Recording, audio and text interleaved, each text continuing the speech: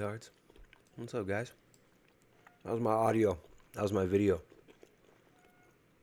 Happy holidays to everybody. It's the day after Christmas on the Gregorian calendar. Oh no. And YouTube says my stream quality is bad. How's my quality, guys? We got good audio, good video? Let me make sure everything's good on the back end here. Day after Christmas. Having a little bit of lunch / breakfast. Just a meaty bone. I don't always eat raw meat. But sometimes raw meat just feels way better. I don't know what it is. I'm a big fan of raw meat. Was always kind of skeptical about it. Would eat bites here and there, like I used to eat raw marrow. There's a video back from like 2014 of us.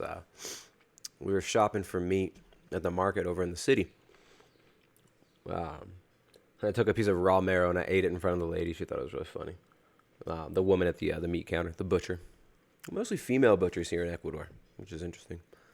But yeah, I've been eating raw meat off and on for a while, but never like full meals raw. This only came about kind of over the last year or so, experimenting with more raw meat. We've always liked raw liver. Our daughter Ariana, she really likes raw liver. The liver was one of the first things we gave her when we started doing a Weston A. Price style diet back in 2013.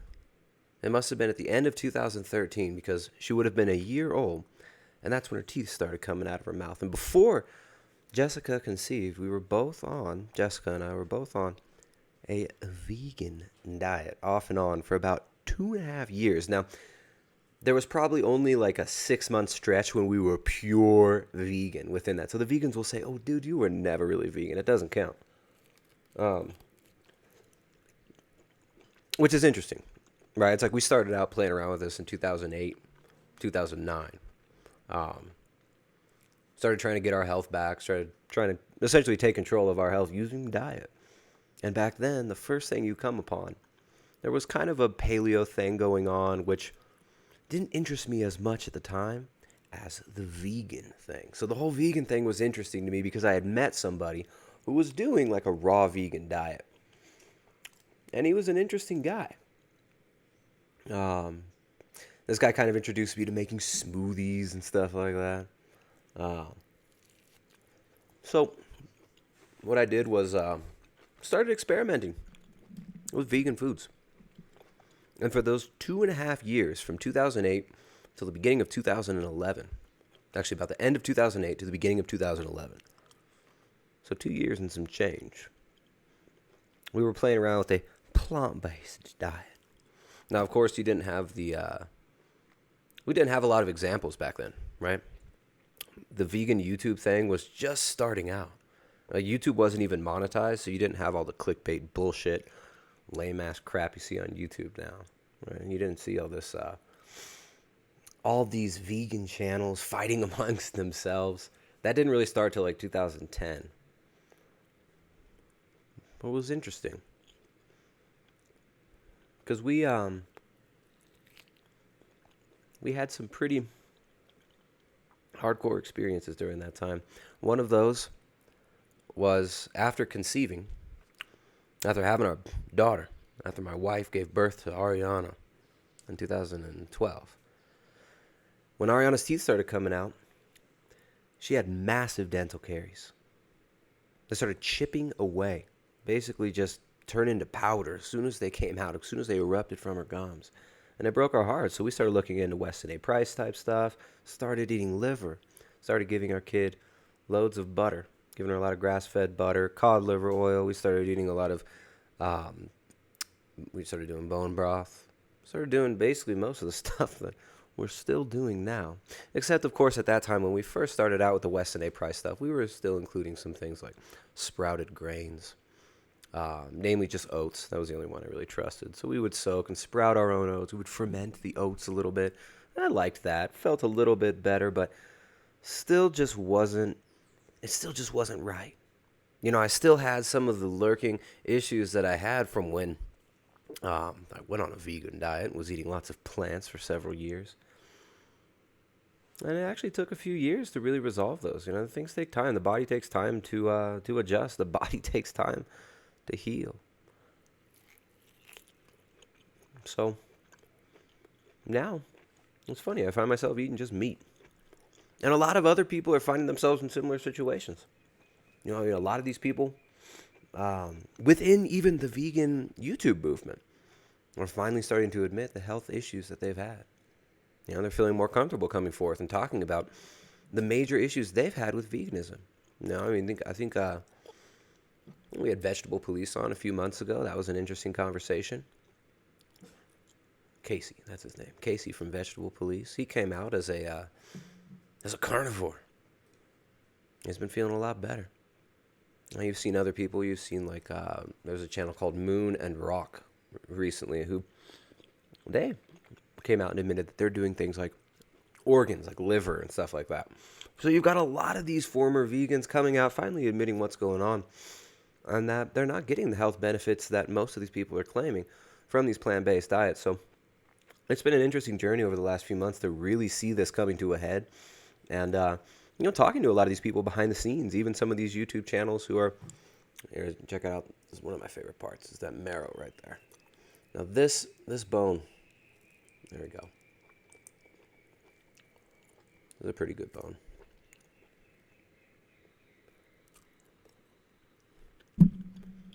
This one's a little bit more tallowy than I prefer. You get the lower leg.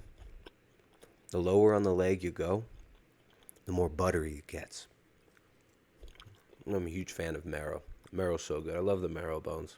And just kind of peel the meat off the bone, eat the marrow raw. But anyways, guys, how was everyone's Christmas? How was everybody's holiday season? A lot of time spent with families. I got a bunch of people here in the chat talking about how they cheated. They cheated on their grass-fed beef with cake. You cheated on your cake. You cheated on your steak with some cake. That was funny. I just published a video today about recovering from cheats. If you're doing like a ketogenic diet, a low-carb diet, or a carnivore diet. So if you're freaking out, everything's okay. Everything's okay, guys. You messed up. You ate some cake. But you got to hang out with your families. You got to hang out with your friends. You got to spend time with the people you love. If you felt like shit after your so-called cheat, take note of that. Remember what it felt like. So the next time that temptation comes around, you can make a decision that'll be a little bit better informed. But maybe it wasn't a bad decision. Maybe you got to enjoy some of Grandma's pie. And that's cool.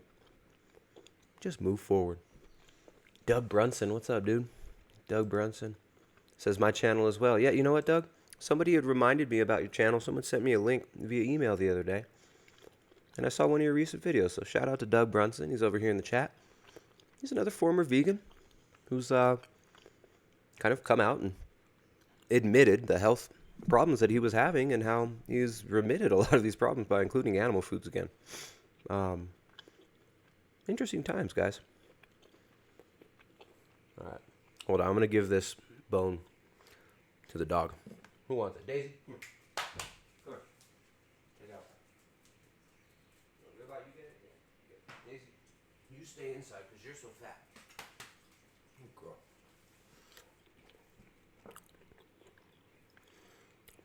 Daisy's a little overweight these days, so I'll give it to little ribeye. All right, guys, so what did I titled this one today? What is it called? Beef demand higher than ever while big money pushes plants for plebs. Oh, you plebs. My fellow plebs. Meat for the masters, plant for the plebs. Where'd that article go? Got the article pulled up right here. From beefitswhatsfordinner.com. Ooh, meat industry shills. This is one of the common attacks that you'll see from plant-based, enlightened dieters. Plant-based diet eaters. Hey, Gassy Gregor's here. Says vegan is unstoppable. That's right, Gassy Gregor. Gassy Gregor's flatulence is unstoppable. A lot of these people will say, oh, you're a meat industry shill. You're just shilling for the meat industry. Which is really funny because they're actually, the meat industry has been completely decimated and destroyed. Oops. The meat industry has been completely decimated and destroyed. There really is no meat industry. There's big agriculture, which is now hand in hand. Big pharma.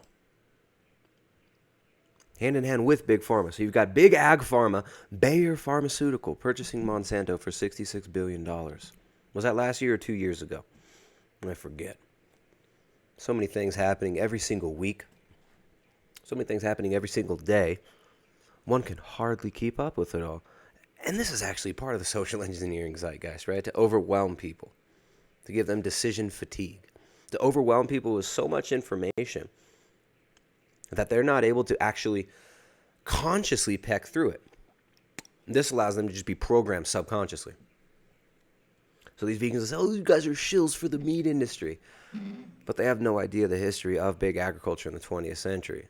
Now, big ag is essentially an extension of the Rockefeller Foundation, who put down hundreds of millions of dollars to support the so-called green revolution to spread high-yield seeds and the necessary technology to the third world, especially places like India, Argentina, Chile, Brazil,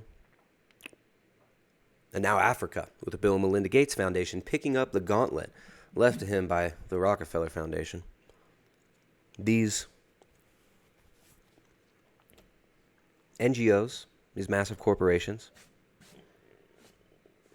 and these big foundations have been pumping hundreds of billions of dollars into the creation of the modern global agribusiness model. It used to be agriculture. It used to be family farms.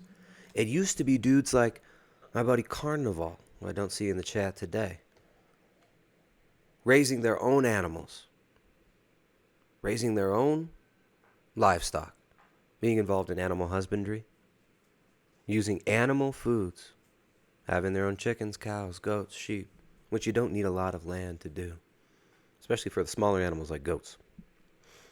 That's what agriculture was. It was a family business.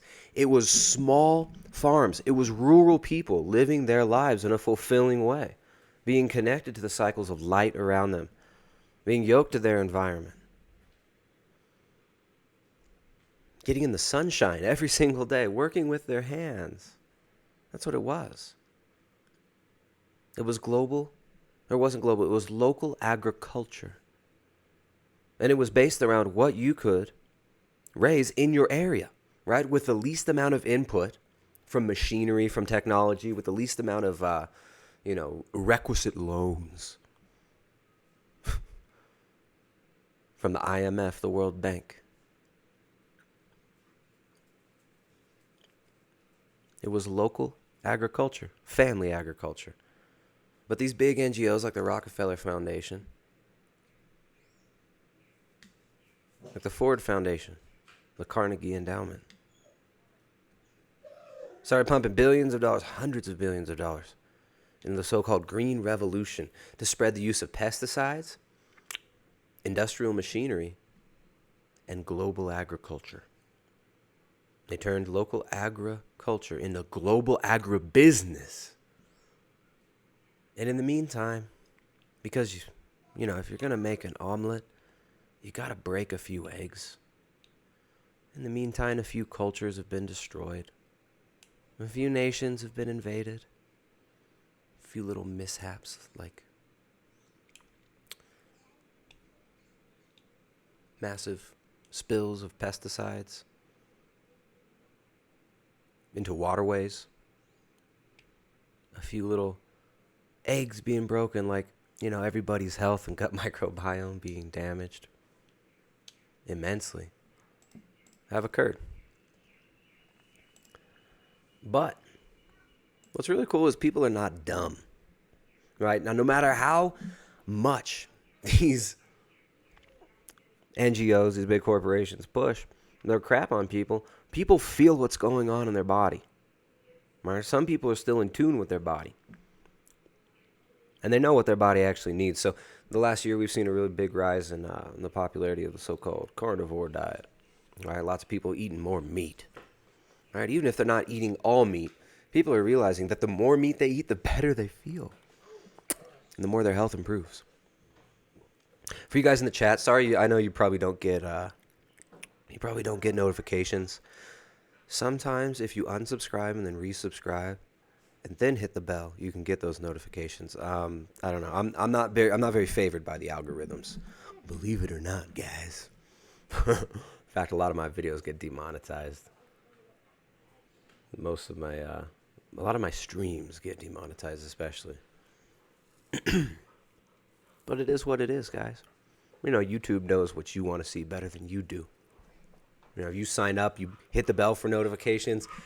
Nah, we don't need to give you notifications for this guy. Let's send you over to some plant-based incel, repping fruitarianism. Let's send you to Will Smith's vlogs. That's what YouTube wants people to watch, right? The shit that keeps them on YouTube.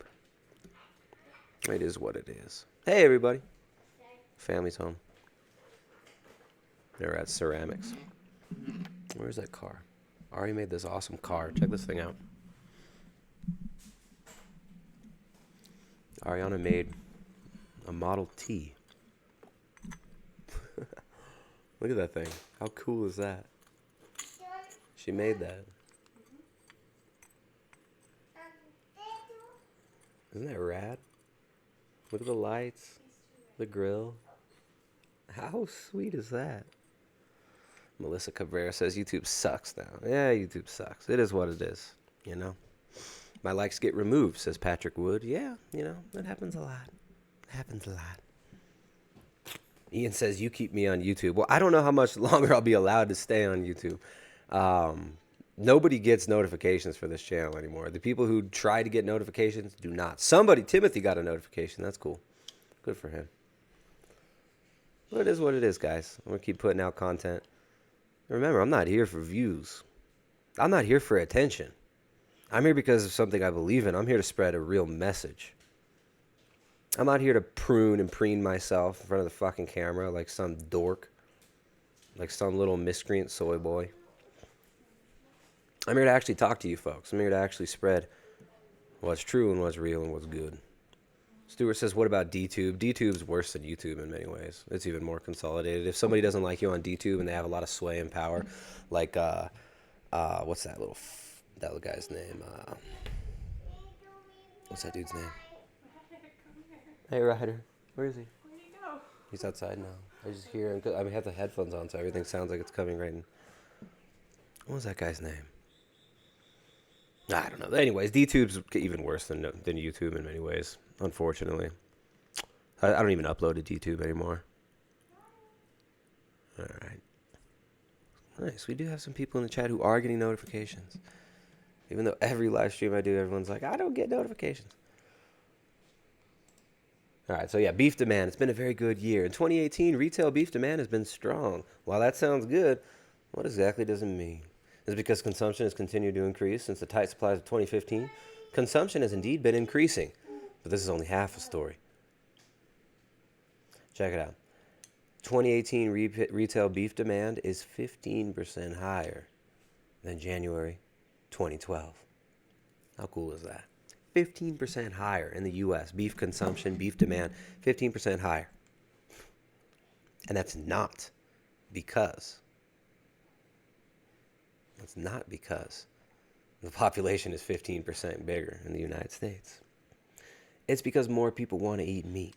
So more people want to eat meat. More people are going towards even all meat diets. More people are going towards paleo-style diets. More people are shucking the shit out of their diet. More people are throwing away their Nestle products.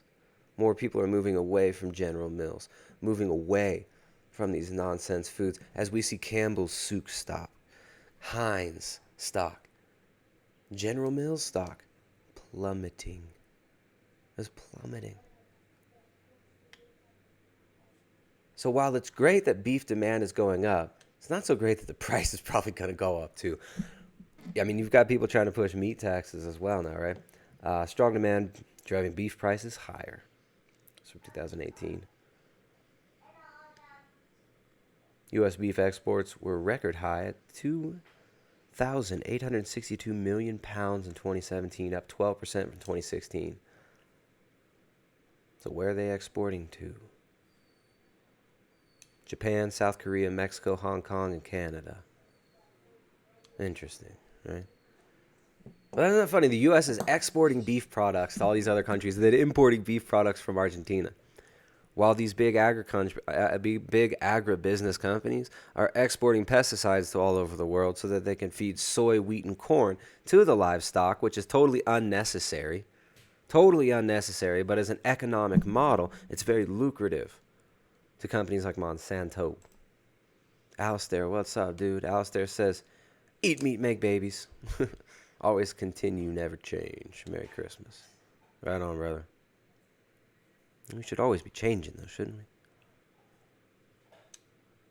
How crazy is this? I mean, the stocks on all these processed food, junk food companies are decreasing. People aren't buying this stuff anymore. People are buying more meat. Yet, The Economist says that 2019 is the world in 2019, the most recent Economist magazine. Oops.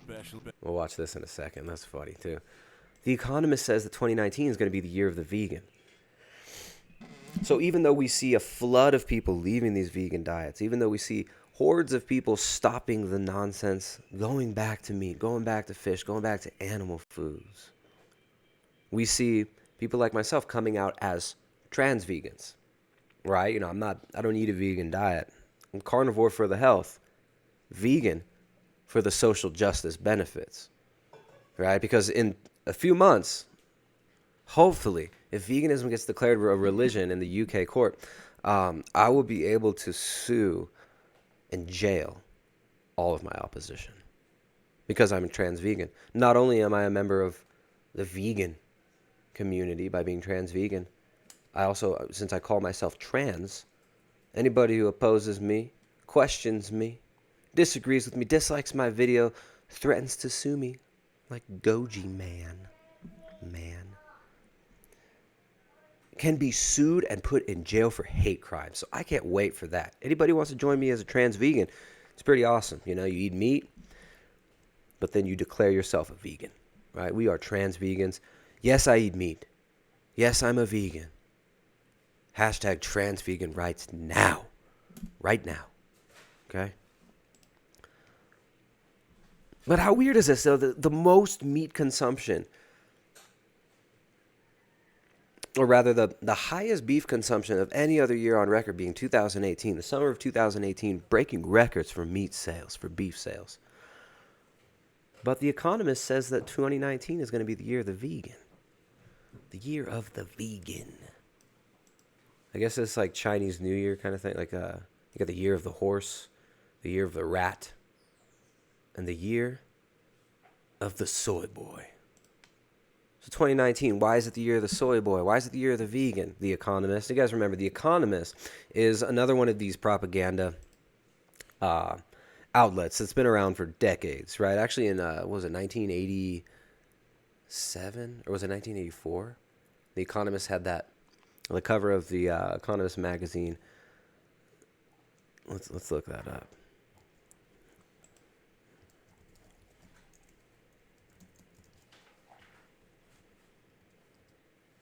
End of the Dollar. I think that's what it was called.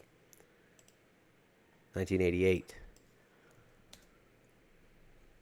Get ready for a world currency. It says 2018 there. 10 with the phoenix, right?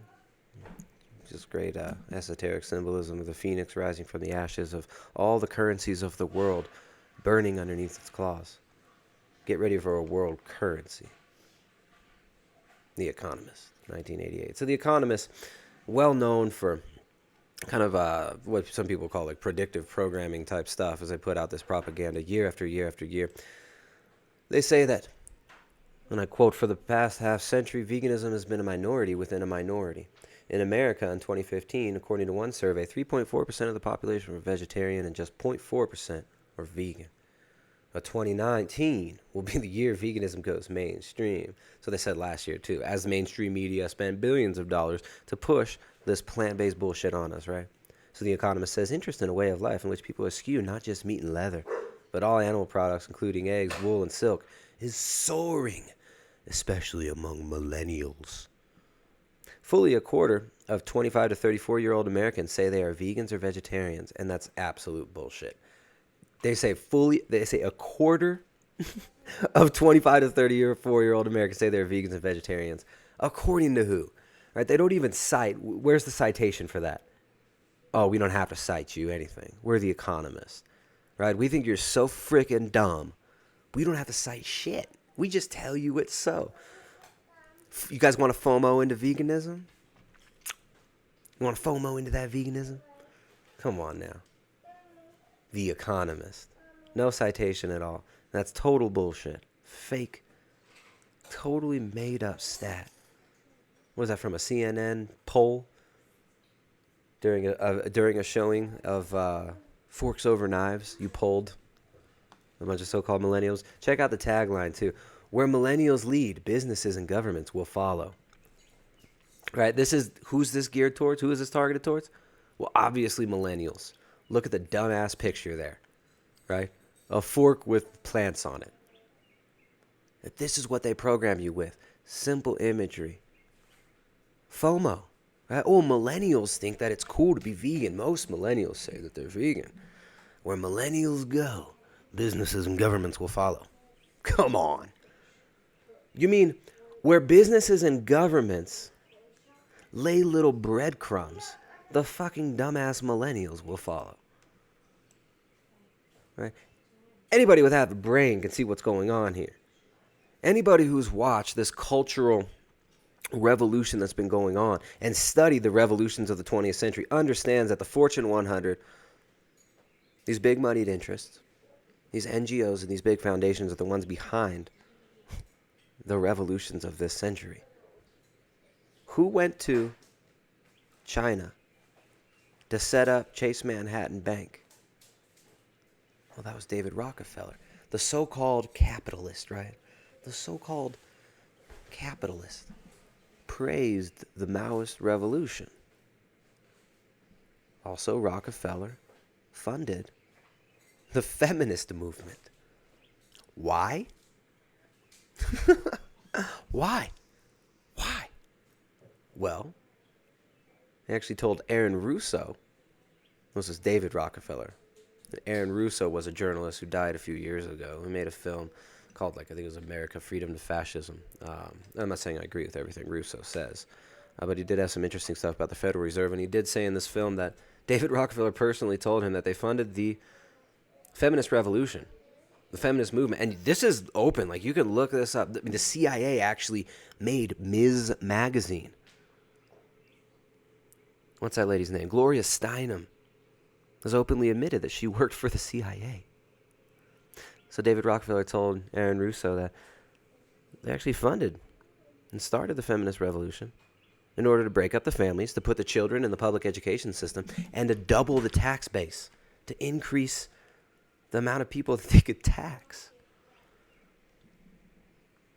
So you really think The Economist, Tyson Foods, General Mills, Bill Gates, Richard Branson, the royal family are all promoting plant-based diet and the decrease of meat consumption amongst the plebs because they love us? No. They're propagandizing us into a future that they've already written. Here's Cosmopolitan magazine from 1929, February 1929. With this article by Lord Birkenhead. The only real public art, like the only real publication that I've been able to find at all from this man, Lord Birkenhead, was this op-ed piece for Cosmopolitan Magazine, February 1929. And it's called Save This Article for Your Children's Children's Children. And we've talked about this article several times here. You can find this article online, February 1929, Cosmopolitan Magazine. This is a startling prophetic look into the future. Its author is not a dreamer or a harebrained fanatic. Lord Birkenhead is one of the foremost statesmen in England today. Save this issue of Cosmopolitan. You won't be alive in 2029. But your children's children will be, and it will be interesting for them to check the accuracy of predictions. Here, made by Lord Birkenhead. So 1929, this is around the same time that H.G. Wells is writing his books. You can read in H.G. Wells' book, The Open Conspiracy. He talks about the consolidation of all these little social justice movements into a greater movement, creating a single global governance system. And we're seeing this being pushed now, and this plant-based eating is a major part of this. And a lot of people don't realize how intimately tied in this whole plant-based diet is with the global consolidation of all resources, with the consolidation of the economic system of the world.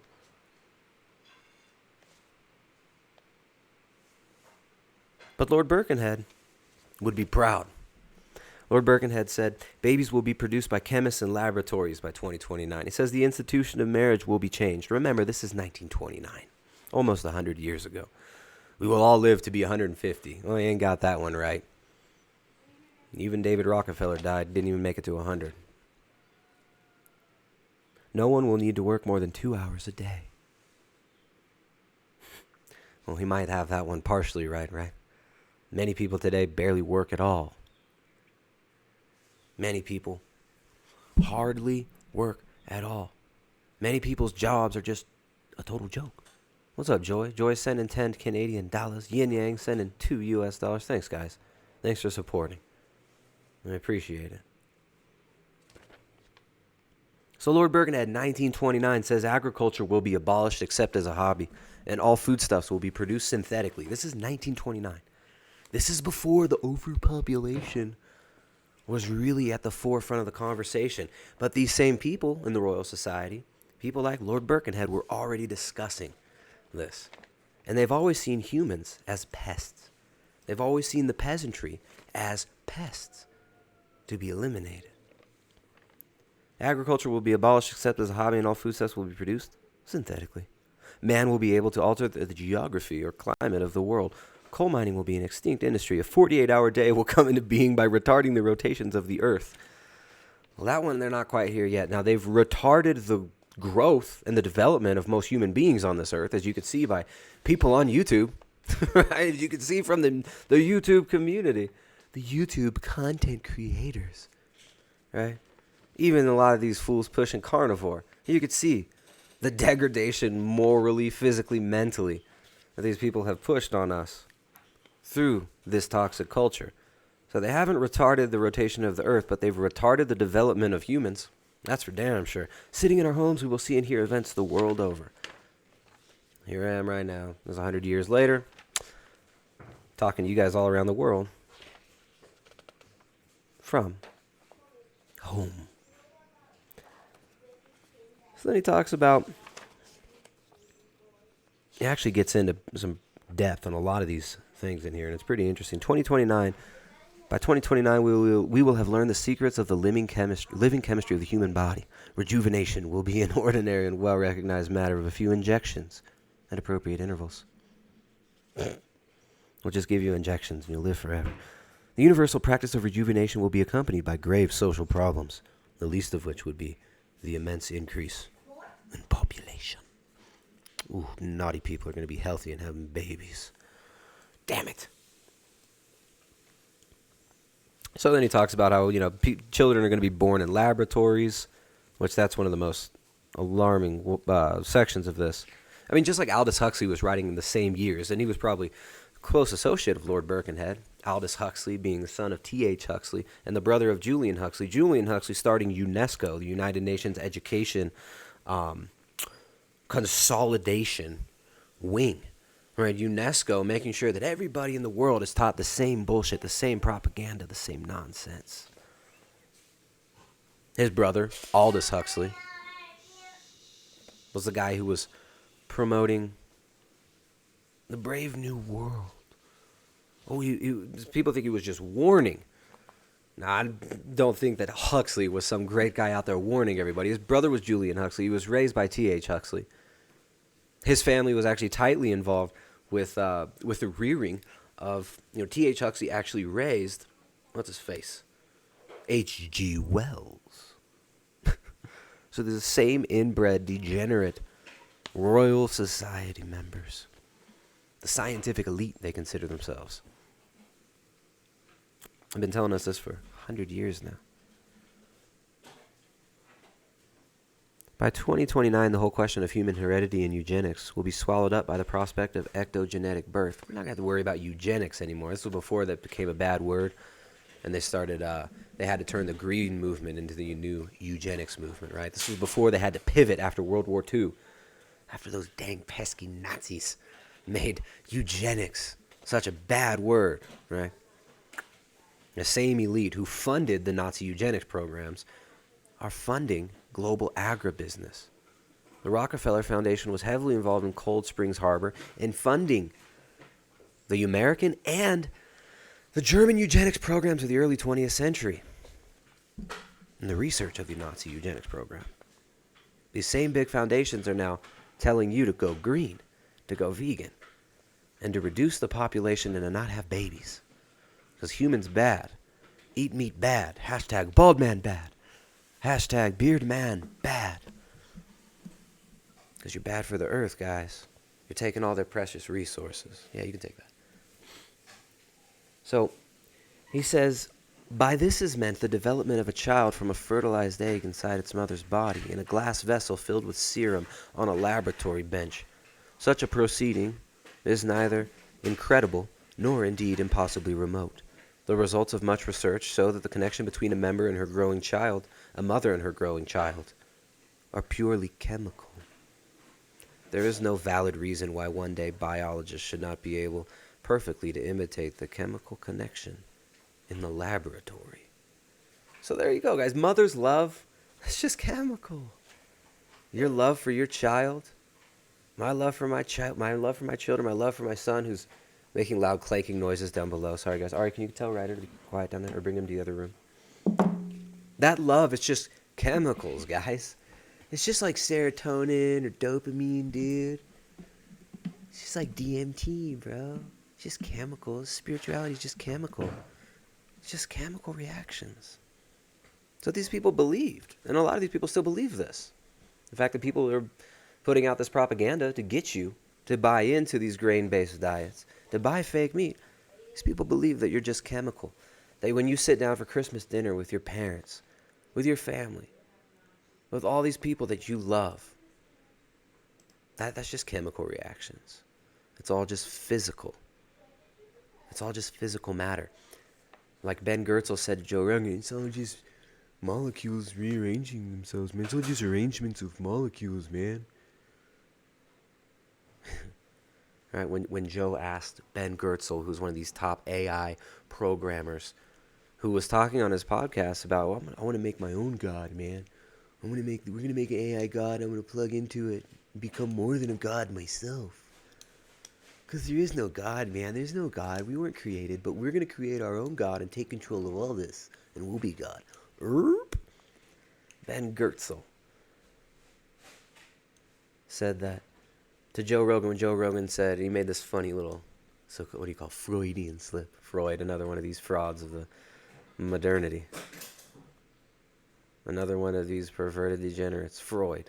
The Freudian slip that Rogan made, he said, yeah, but if there's AI, if it's going to be able to stop all the problems of like food supply and inequality and depopulation, it'll be able to figure out how to do depopulation. And Goertzel was like, it's all just arrangements of molecules, man. It's all just arrangements of molecules. This is what these people think. This is what these people believe. Right? And like the king of the normies, Joe Rogan. Whether he admits it or not, that's what he's promoting. Having all these people like Goertzel on.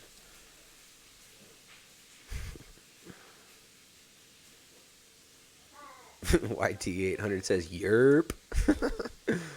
We got a Nature Boy fan here. So anyways, he says that all babies are going to be born in labs and love is just chemical. We'll just recreate love with chemicals, just like we can recreate meat in a lab. Right, well, you're not going to be able to make that marrow I was just munching on. You're going to be able to make that bone marrow with that meat and the collagen all around the bone marrow. This delicious, real food for humans. You're going to be able to make that in a lab. But that doesn't matter. Because the reality that's being erected is an artificial reality. Just like this artificial reality that you see here on YouTube. The artificial reality that you're given. This synthetic reality. All right, you're given synthetic people to follow. Like Will Smith. That's what YouTube promotes now. You get Jake Paul. You get degeneracy. You get... someone says... Yucky Yin Yang says you get sports, video games, promiscuity. That's what you get. You get Gnosticism. You get Gnostic Enlightenment philosophy. You get Sigmund Freud, Wilhelm Reich, Carl Jung.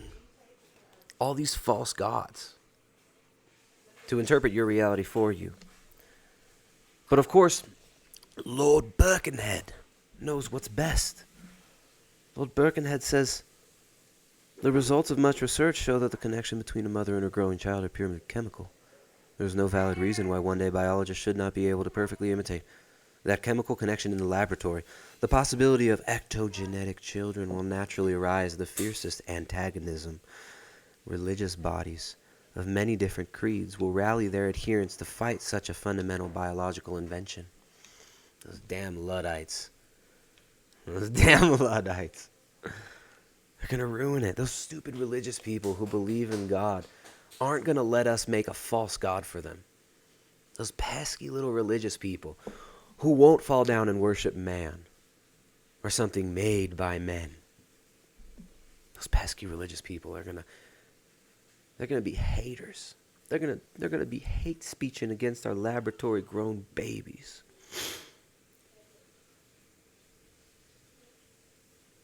Should ectogenesis ever become an established part of human society, its effects will be shattering. And you know, we're already seeing this today. You're already seeing this with the fertility rates decreasing so dramatically in the Western world.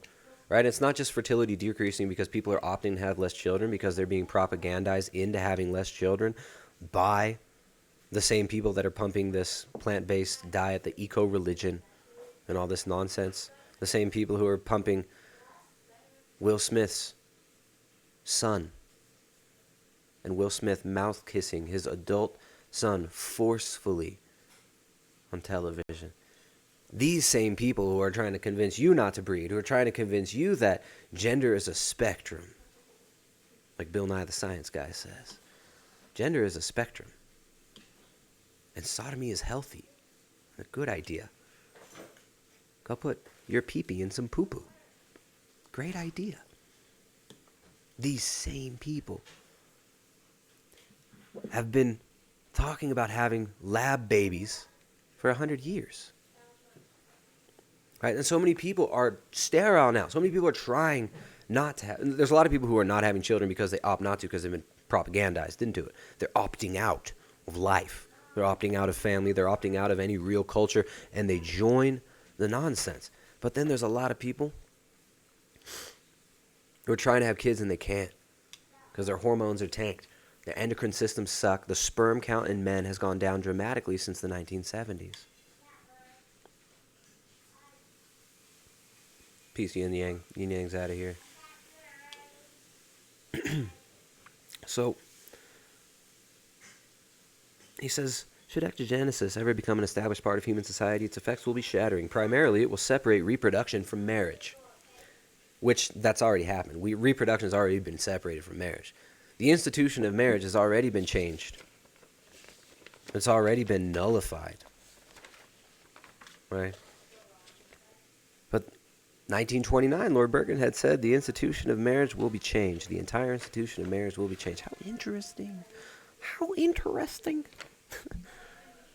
So he says it's going to separate reproduction from marriage, and the latter institution will become wholly changed. Further, the character of the future inhabitants of any state could be determined by the government. Let me read that again. Further, the character of the future inhabitants of any state could be determined by the government which happened temporarily to enjoy power. By regulating the choice of the ectogenetic parents of the next generation, the cabinet of the future could breed a nation of industrious dollards, or leaven the population with 50,000 charmingly irresponsible mural painters. Well, that's what we have here, isn't it, guys? You got 50,000 charmingly irresponsible mural painters right here on YouTube. Right here on YouTube. I mean, you had the stars of the past. Now you have the social media stars. And they're a little bit easier to keep under control. A little bit easier to keep these social media whores in line.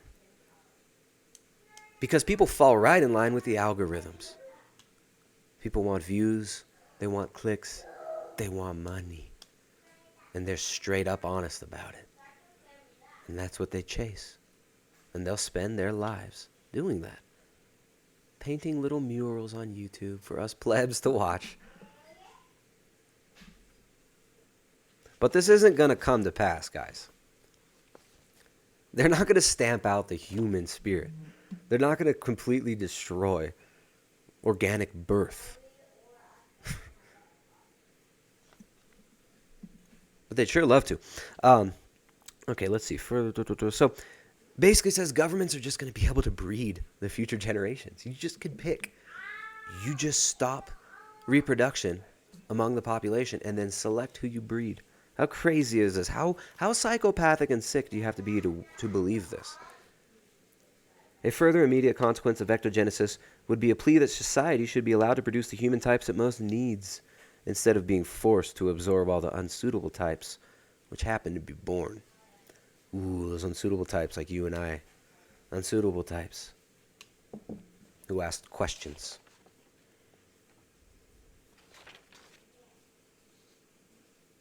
If it were possible to breed a race of strong, healthy creatures, intelligent to perform intricate drudgery, yet lacking all ambition, what ruling class would resist the temptation?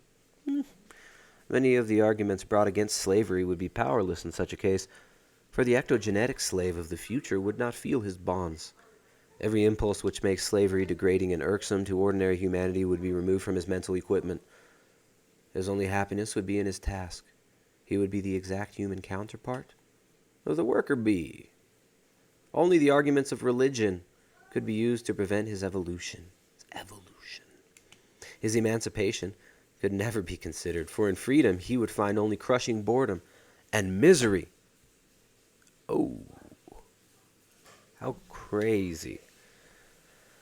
It's hard to read this and not get upset, right? What's up, ZNA Productions? Dude, tossing 20s. Says gearing up for the carnivore crusades against the ectogenetic hordes and their poo-poo pee-pee religion. You put your pee-pee in the poo-poo and you stir it all about, 'cause that's what sodomy's all about. Thanks, ZNA Productions. All right. Yeah, if anybody's offended, feel free to unsubscribe. I'm not asking you to be here. Right? If this resonates with you, stick around. Hang out. Interact. If you're offended, just unsub. Too many subscribers. Too many viewers. Let's thin the herd here a little bit, guys. I mean, this is one of the most alarming and shocking articles. Highly suggest anybody interested in history of the 20th century, history of 20th century propaganda, read this article. Save this for your children's children's children. By the Earl of Birkenhead. Lord Birkenhead. 1929, Cosmopolitan. By 2029, agriculture will be abolished. If not abolished, will be in decay, at least in civilized lands, meaning the big smart cities, right? The first step towards the end of agriculture will be the production of benevolent bacteria able to fix the atmospheric nitrogen, which is essential to the growth of the plant. Right on, Doug. Doug says, I was watching you when I was vegan. Did you hate me when you were vegan? Did you not like? I'm glad you're still watching, man. And, you know, look, I don't think I'm anything special, right? In fact, I fall short every day in so many ways. But it's pretty cool. It's pretty awesome that how many of these former vegans will come to me, they'll email me, and they'll say stuff like, dude, I got banned from your channel a while ago for trolling you. But now I agree with you, and thanks for what you're doing. I mean, it does feel good. It does feel nice, so thanks, Doug. So it talks about food prices will slump. Hard on the heels of this development will come the perfection of synthetic foodstuffs. At present, we nourish ourselves by a curiously wasteful and roundabout method. Solar energy is absorbed by plants and stored by them in their structures, mainly in the form of cellulose. The human body is unable to digest cellulose, and so to extract nourishment from it. Many animals, however, aided by obliging bacteria, are able to perform this feat. And we keep herds of sheep, cattle, and pigs, all engaged in the task of digesting cellulose and transforming it into the meat and milk upon which we live. Already it is possible to convert indigestible cellulose into digestible sugar. But as yet the cost of operation prevents its being carried out, except as a laboratory experiment. Such processes as this will certainly be further investigated and developed, so that by 2029, starch and sugar, two of our most valuable foods, will be as cheap as sand or sawdust today. Concerning proteins, the other more important human foods, two possibilities exist. Either they too will be produced synthetically, or else the much highly prized varieties of animal foods, such for example as beefsteak or chicken's breast, will be grown in suitable media in the laboratory. From one parent steak of choice tenderness, it will be possible to grow as large and as juicy a steak as can be desired, so long as the parent is supplied with the correct chemical nourishment, because it's all just chemicals, guys. It will continue to grow indefinitely and perhaps eternally. It's gonna grow. They're gonna have eternally growing lab steaks. Derp. What? All right. Synthetic foods and the production of animal tissues in vitro will finally set the rest of those timid minds, which prophesy a day when the Earth's resources will not feed her children. All right, so coming out of the Malthusian ethos, right? This false ethos that there's not enough resources for everybody, that gets pushed by these same oligarchs who want all the resources for themselves. The second revolution in food production will consummate the decay of agriculture, which can only survive as a rich man's hobby. Synthetic foods of the next century will be so much more easily digested and appetizing than their present equivalents that agriculture will survive only in historical romances. In 2029, science will make the city a self-supporting unit, and Britain a land of laboratories capable of feeding no matter how many millions of mouths more without importing a ton of foodstuffs. Many will bewail such a prospect, for they insist that a flourishing agricultural peasantry is the only sound basis of any political life. It will be necessary when agriculture goes into irrevocable decay to plan the evolution of a stable industrial society. 1929. This is 1929. These people told you that they're planning this. We have to plan a post-industrial society. Or rather, a stable industrial society, he was calling it. We have to plan the genocide of the peasantry. We have to plan the ectogenetic birth of all humans. This is 1929. It is 2019, and I still can't convince dummies that this is what's happening. People still think that this is just the natural progress of the market, that this is just free market economics playing itself out, bro. It's just the market, dude. Look, where millennials lead, businesses and governments follow. That's not how it works, guys. Where millennials lead, nobody follows. Because the millennials are following the leader. Because the millennials are following the breadcrumbs of the sex, drugs, and rock and roll and money that they're given. The millennials are the ones who are willingly sterilizing themselves and evangelizing sterilization of their kin, of their ilk. It's the millennials who believe that they're bad. We've been told that us being born is bad. It's the millennials that would rather watch nonsense on YouTube than somebody actually telling them the truth. It's the millennials that so willingly jump on antidepressants, anti-anxiety medications, and become addicted to these pharmaceutical drugs now because their conscience is eating them away.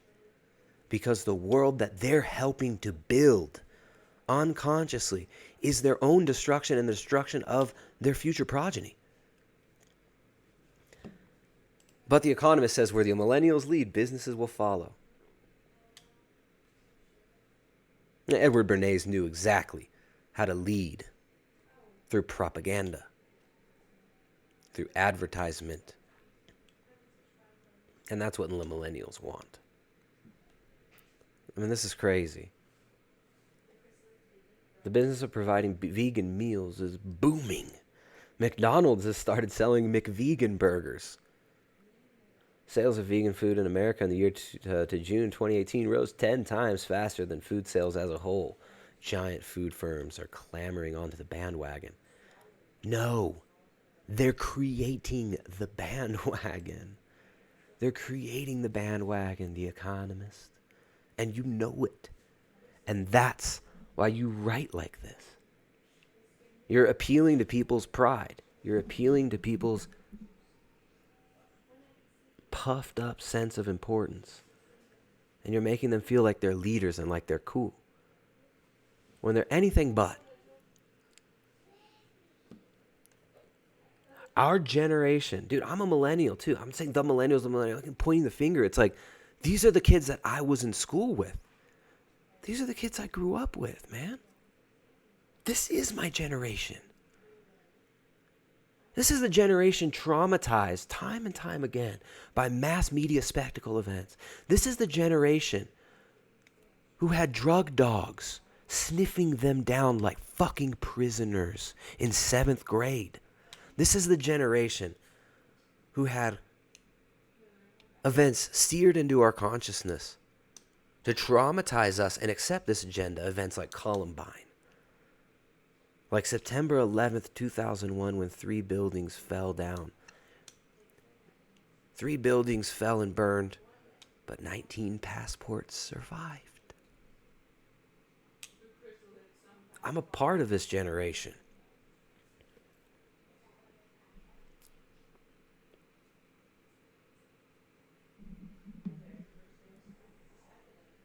The generation that was ritualistically abused through stars like Christina Aguilera and Britney Spears. By a music, television, and film industry that pushed degeneracy on us, that pushed generation gaps on us and divided us from our parents who were already divided from their parents.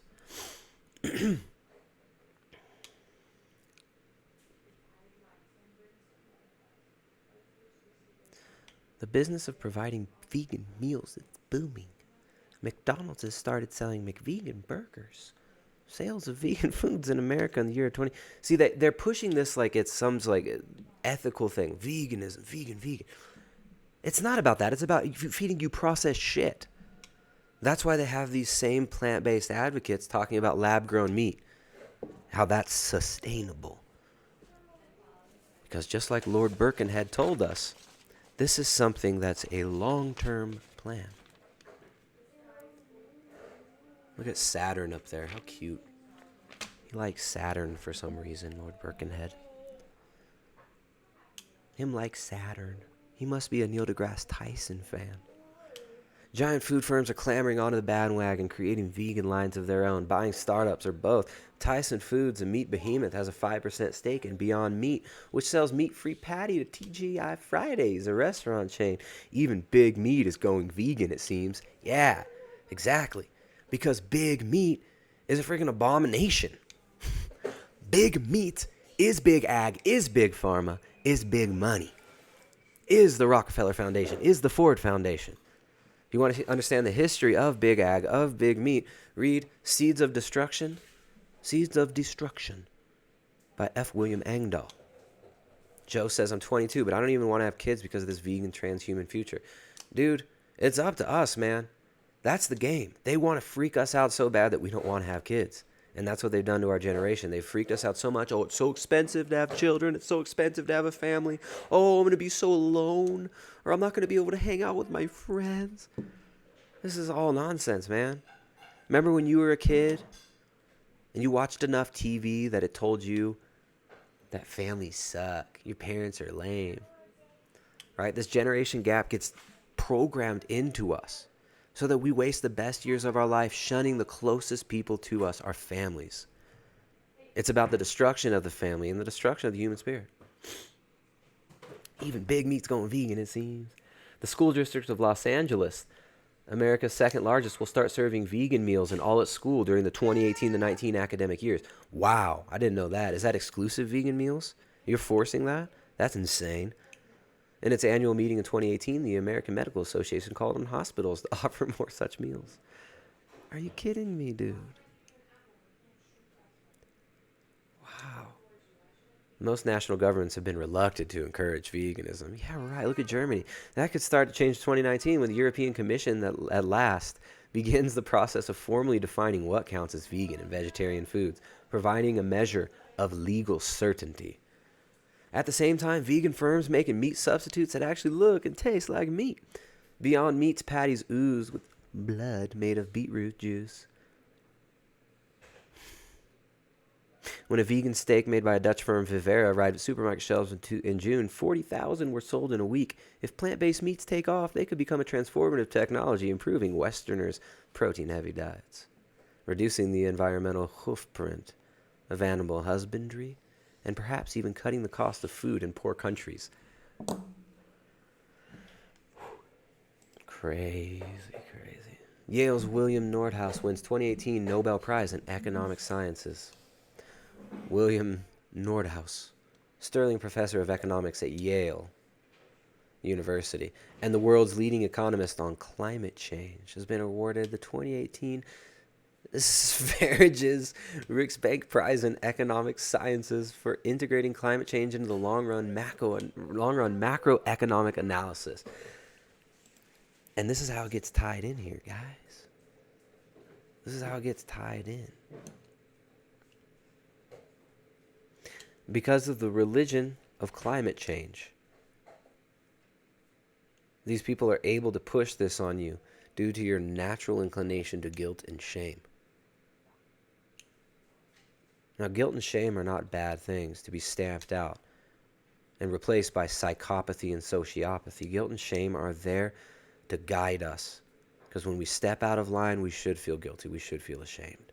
We should feel ashamed of spending years of our lives, wasting years of our lives, chasing sex, drugs, and rock and roll, rather than building something real, building on a solid foundation. We should be ashamed. And the millennials get instilled with a sense of shame at just being human. And this climate change religion is what's being used to push these so-called sustainable development goals, like a plant-based diet. Los Angeles to consider vegan food mandate at theaters. The LA County City spokesman proposed on Wednesday that the city require movie theaters and sports venues to serve vegan food. This guy, Paul Koretz. Who the hell is Paul Koretz? Oh, no, that's... No. Paul Koretz announced the measure alongside representatives from PETA, the Human League, and the Los Angeles Food Policy Council. Councils. Right? You get told, oh, well, you're too stupid to figure any of this out. You need councils to tell you what's real, to tell you what to eat. Vegan parents charged with the neglect of their 20-month-old daughter who was found malnourished and suffering from rickets in their exclusive Sydney home. Hold hands as they support each other in court. So it's obviously well known that these diets malnourish people, make them sterile and fertile, and turn men into soy boys. but it still gets pushed. They gave this kid rickets. Police claim the couple's child was malnourished, suffering from rickets, and her height and weight were markedly below expected. Feeding them a vegan diet. Deficient in fat-soluble vitamins like vitamin D, vitamin A, vitamin K2. Deficient in proteins that are actually digestible. And full of anti-nutrients that will block the uptake of important minerals that your body needs to grow. Crazy, right? Money.cnn.com. Barilla's message to America: pasta is healthy. So as people are dumping the pasta, as people are dumping the soy, billions of dollars are being spent to recuperate. The company's wire-thin chief executive, Guido Barilla, says he eats pasta every day, sometimes twice a day. He calls it the base of the Mediterranean diet and doesn't understand why it gets such a bad rap. Barilla is planning a fourth location in Manhattan and another on the West Coast for their restaurants.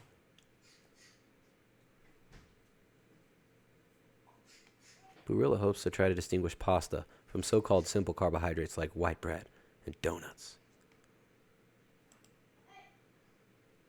Pasta is trending. Here's how the billionaire Barilla family heirs are taking advantage. Forbes, CNN Money, and Forbes both doing advertisement for Barilla pasta. Barilla. Qué rico. Barilla, pasta de barilla. Hay que comprarlo. No come la carne. No come carne. Come pasta barilla. Es muy rico. Wow. It's time for marketers to refocus their attention on pasta. There's growing interest for a variety of pasta recipes, and consumers are seeking new ideas for their weekend eating adventures.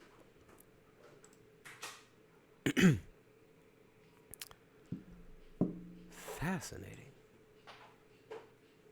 All right. There's nothing that upsets me more than the genocide of a beautiful humanity, right? Of humanity that actually is something so incredible and so beautiful.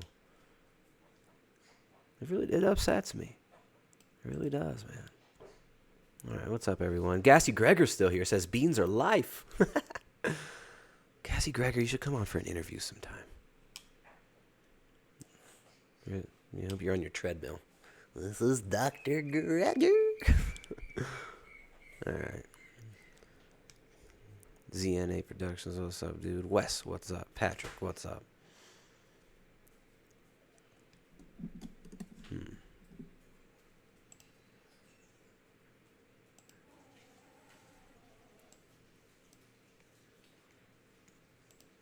Tyson increases investment in vegan brand Beyond Meat. Tyson Foods, General Mills, Bill Gates. These are the biggest investors in Beyond Meat. Richard Branson investing in, what's it called?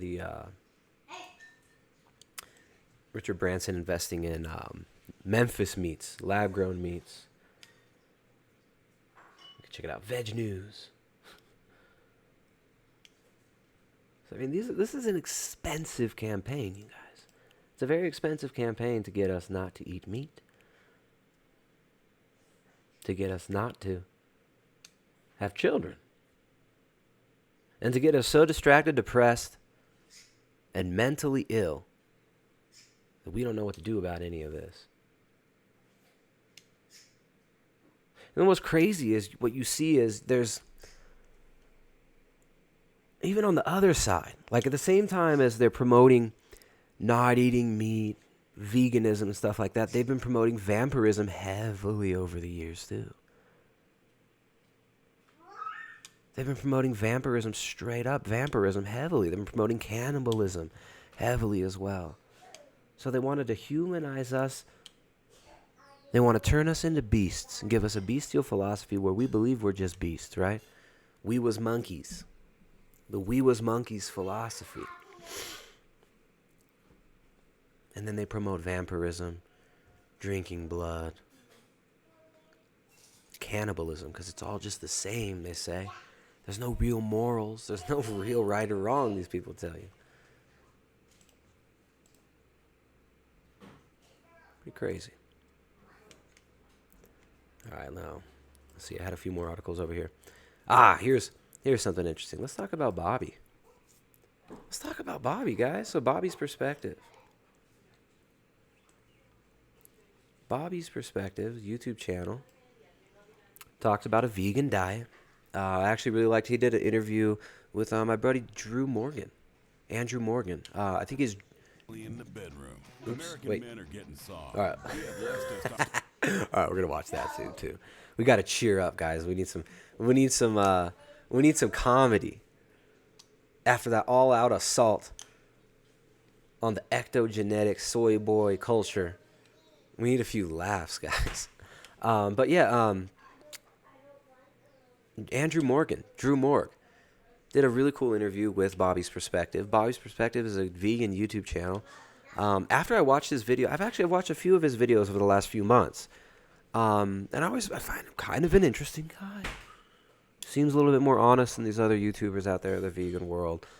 Seems a little bit more open to different ideas and stuff. Of course, I don't agree with them on everything, but I found it fascinating that he put out a video yesterday talking about how he honestly feels on a vegan diet. And we're going to check that in a minute. But first of all, let's check this thing out. Wait. Than our fathers, all right. and even This is an ad that I just thought was so funny and just so perfectly in line with the modern cultural zeitgeist. So let's check out this ad stepped up your game. for the dudes out there. This testosterone ad. In the guy, Oops. I gotta fix the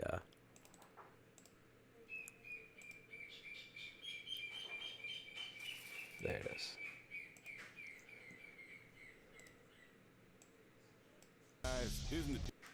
Guys, isn't it time you stepped up your game? In the gym, in the boardroom, and especially in the bedroom. American men are getting soft. We have less testosterone than our fathers, and even less than our grandfathers. We owe it to them and ourselves to fight back. With Alpha King for Force Factor, it's never been easier. Just one small pill a day for a serious boost in total testosterone. Alpha King is on the rise at GNC, but you can claim a complimentary bottle. Look at that. He's got a long board. Rise at GNC, but you can claim a complimentary bottle by texting SALUTE to 809-809. More lean muscle from your workouts, more energy to power through the day, and more passion and drive so you can rule the bedroom. It's no wonder thousands of men across America trust Alpha King to fuel their performance. Just text SALUTE to 809-809 for your complimentary bottle, a $35 value. Respond in the next 10 minutes for your chance to also snag a bottle of SCORE, our #1 performance libido enhancer. That's SALUTE to 809-809. I don't know. There's just something that's so funny about that one. Androgel. Let's see the Androgel TV spot.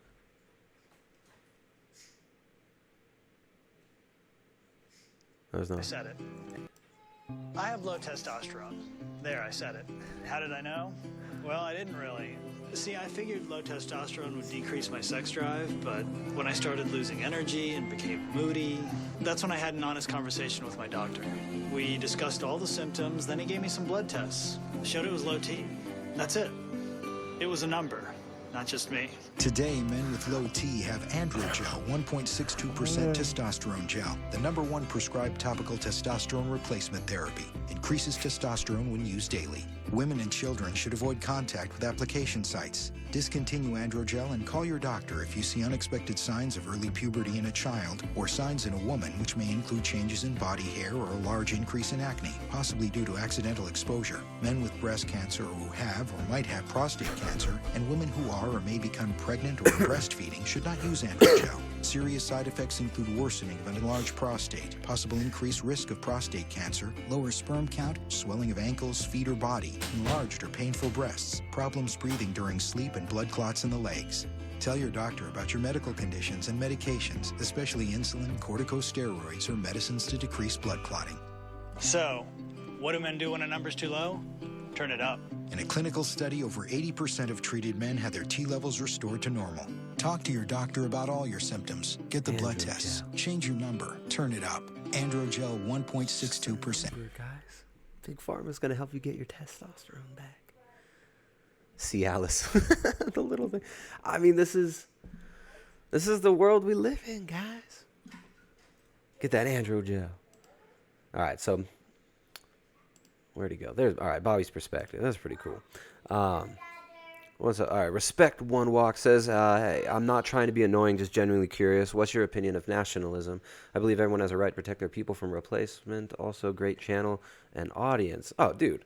I mean, the fact that nationalism is so attacked nowadays should be really telling to you guys. I mean, look, local economies, local communities, that's where the power lies. So the smaller the community is, the more you can actually control your environment. So, I mean, this whole globalization thing is all about the destruction of national boundaries, the destruction of demonization of nationalism. So, I mean, they say if you like nationalism, you're like a Nazi or like literally Hitler. I mean, the propaganda is muy fuerte. I mean, even the Pope now, the heretical Pope, is claiming that nationalism is a bad thing. We should just promote internationalism. So it sucks. One of the reasons why we moved to Ecuador back in 2010 was because in Latin America there still are borders. There still is like nationalism. You can't just come to Latin America without a visa and stay indefinitely. Right. And, there's not a lot of immigration from a lot of these war-torn countries here because it hasn't been a target of these NGOs and these big foundations that are using, weaponizing migration and forcing populations out of their native lands and into places like Europe and destroying both cultures in the process. So part of the reason we chose Ecuador was because when you look at Latin America, there are strong borders and boundaries, right? And at the time, I mean, the Pope was still heretical back then too. It was a different Pope, but now with this new Pope, we have to actually be concerned in Latin America as South Americans, as Ecuadorians. We have to be concerned with these issues soon. So luckily, Ecuadorians are very nationalistic. Colombians think that Ecuadorians are horrible people. Ecuadorians think that Colombians suck. Ecuadorians don't like Peruvians. Peruvians don't like Ecuadorians. So those borders are not going anywhere, right? But it's going to be really interesting to see what happens with all this stuff now. So thanks for the question, dude. Thanks for throwing the $10 out there.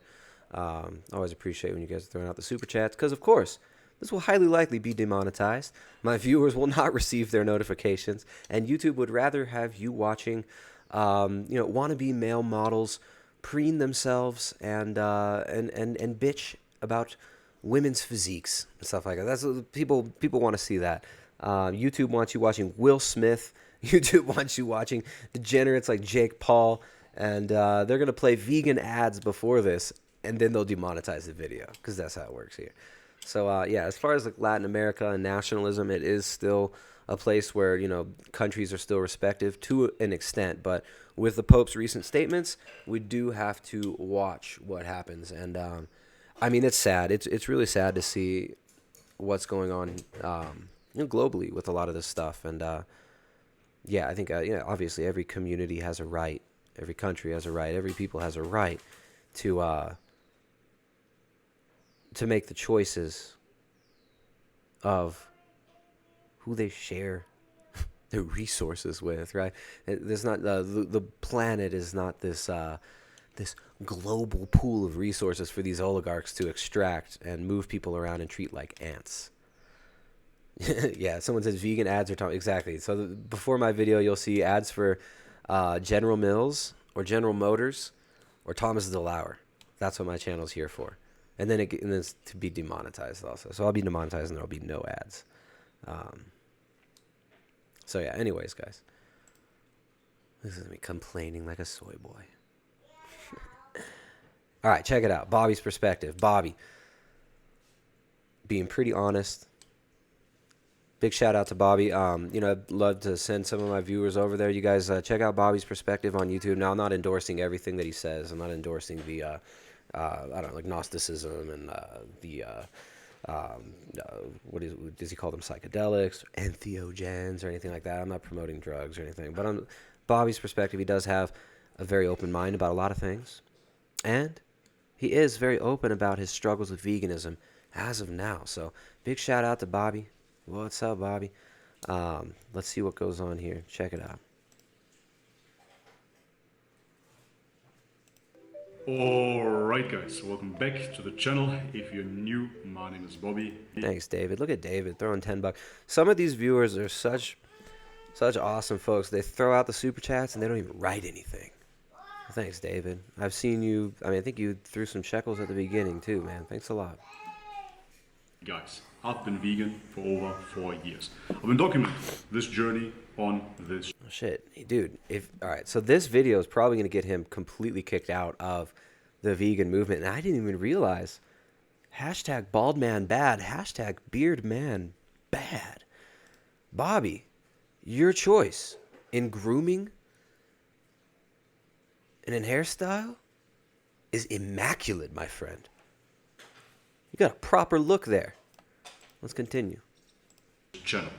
Fruitarianism, raw veganism, whole food, plant-based diet, veganism, fasting, and what not. I experimented with all He looked emaciated there in the fasting. That doesn't look... of those things. I wonder how long he and fasted. I That looks documented painful. all of it here on this channel. So guys, a lot of you have been asking me lately, Bobby, how do you truly feel nowadays on your whole food, plant-based diet? Do you feel great? Please be honest with us, because many vegans, they report to feel fantastic on their vegan diet, and a couple of weeks later, they're ex-vegans. Other vegans, they claim to be vegan, and all of a sudden we find out that they've been eating animal products all along. Other vegans lately make the shift to the carnivore diet, and they feel fantastic, much better than they initially felt as a vegan. So therefore you guys ask me, Bobby, you always kept it real on this channel, so please be truthful. How do you feel? And initially, veganism made me feel perfect. I had so much endurance all of a sudden, it was insane. For me, all those vegan runners started making sense. I said, this is why Rich Roll is the Ultraman. Of course, that makes perfect sense, because it gave me so much endurance. Gym-wise, I have to say, it was harder to gain muscle than it was whilst eating meat. That is just the absolute truth here. I'm not going to sugarcoat it, guys, so therefore please bear with me. Muscle-wise, I could still build muscle as a vegan, but it wasn't. It's like a Persian me.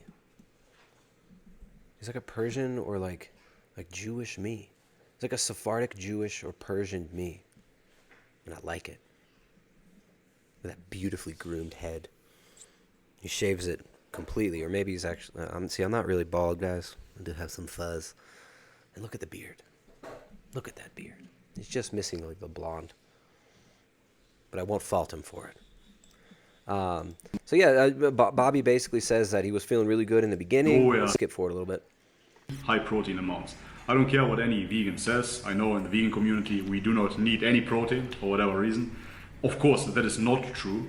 And if you want to have adequate protein levels as a vegan, it can be very tricky. You need to eat a lot of beans, which can cause digestive issues, of course. Gassy Greg. That is just the case. There is a good reason why bodybuilders, professional bodybuilders, to this very day, incorporate a lot of animal products. A lot of animal products come without fiber, and therefore they're not irritating your gut. But anyways, that is it. Alright, so I kind of get the impression that he's been brooding on this for a while, and I'm getting the impression that he might already be eating animal foods. He's looking filled in, man. And he's like a bodybuilder guy, so he's always working out, and it seems like he's been enjoying it. He's been enjoying some animal products. Like, I'm not trying to throw him under the bus. Like, he seems like he's a really honest guy, and it is a very sensitive situation when you've been putting out content on YouTube as a vegan. You will be ostracized, you will be criticized, you will be attacked like no other. But he seems like the kind of channel who's kind of he seems like he's been pretty intelligent about this.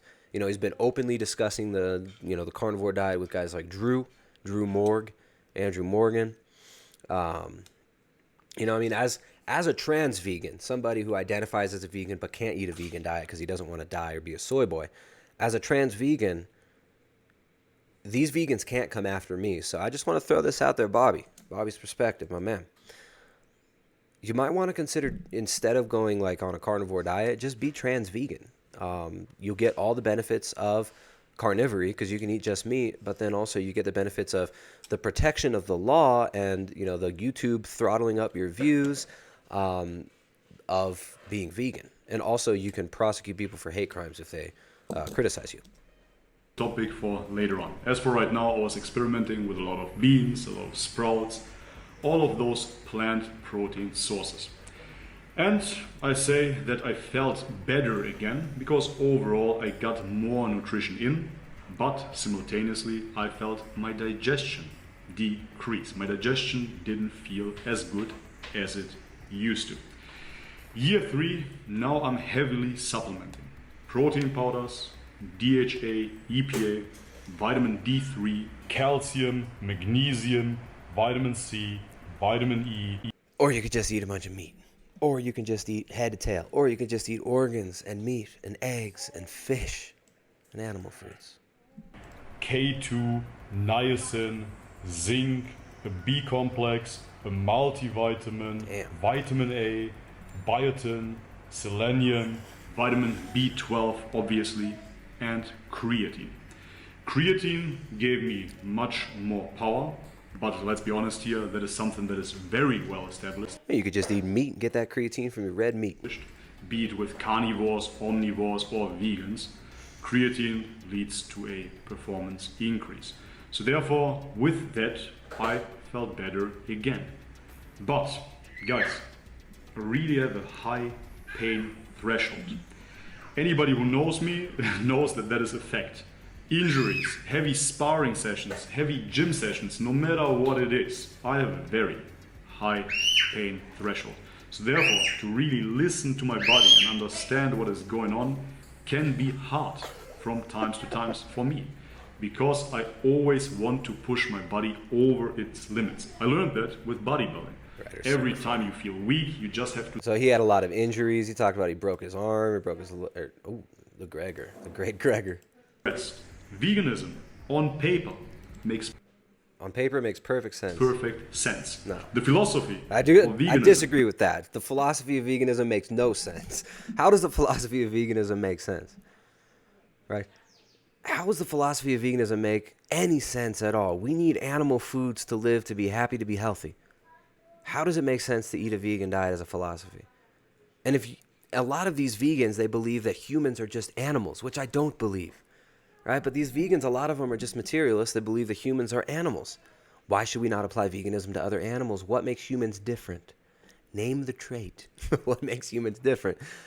That we should not be eating animals, but other animals are fine eating animals. Even the so-called herbivores are eating mice, are eating insects, are eating other animals. Even monkeys, so-called herbivore monkeys, eat other monkeys and they eat meat.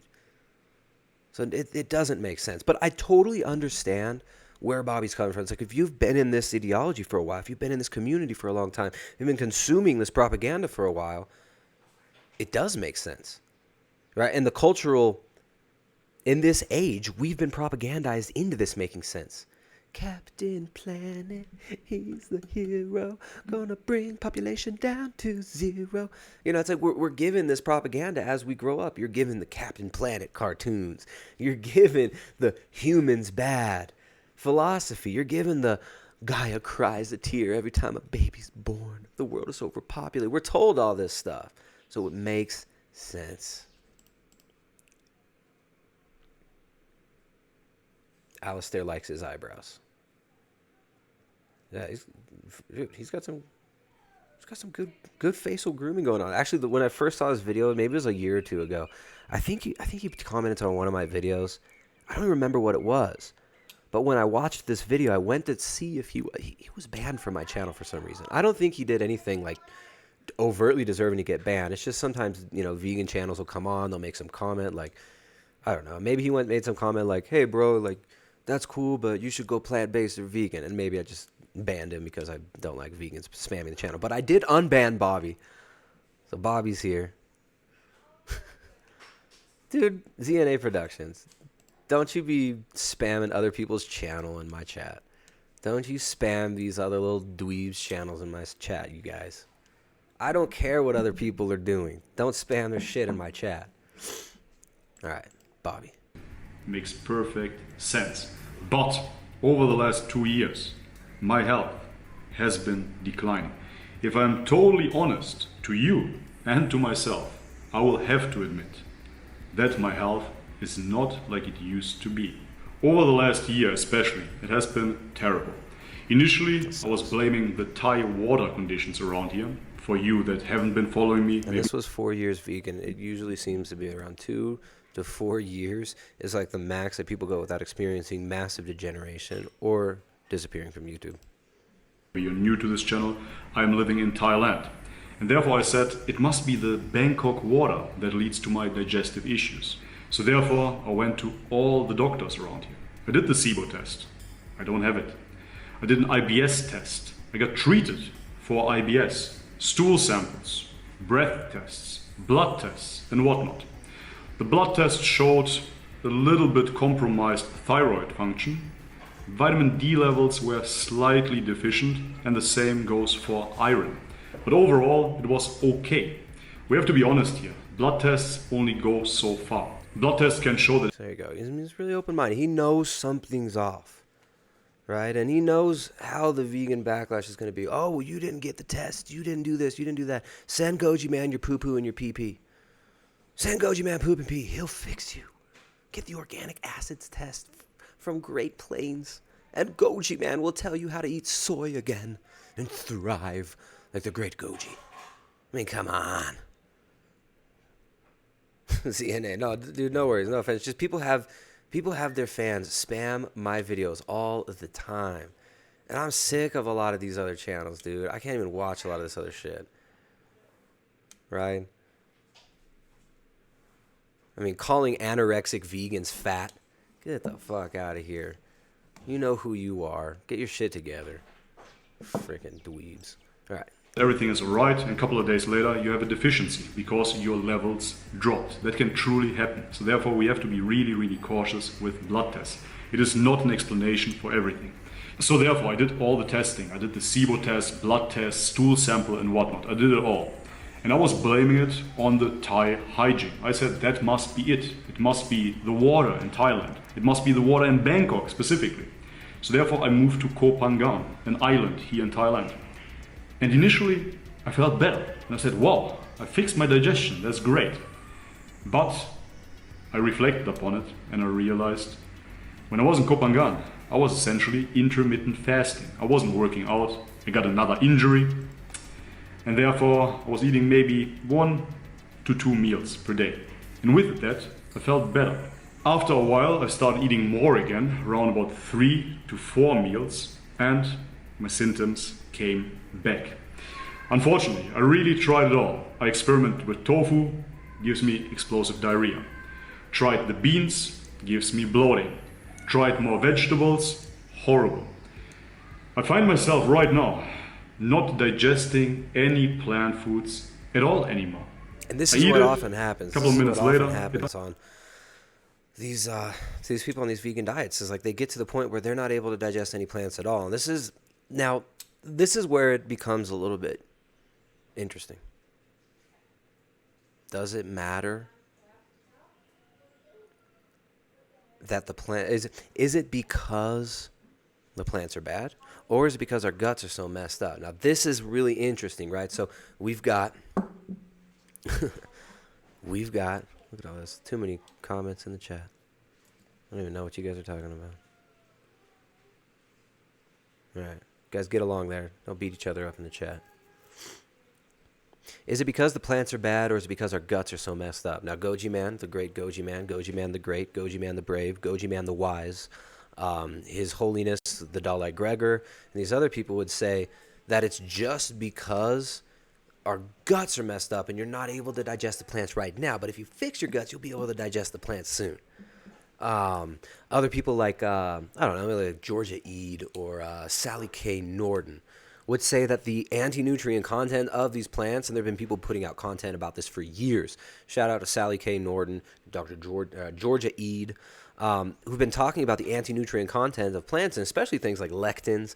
You've got Dr. Gundry talking about lectins, the plant paradox. Sally Norden talking a lot about oxalates, and how oxalate toxicity is a major issue. Now, I think Sally Norton's position is that, yes, our guts are messed up, but a lot of people like Goji, the great Goji man, would say that it's because we don't have the oxalobacter bacteria anymore. That because of antibiotics, the oxalobacter bacteria is gone, so therefore we're not able to handle these oxalates.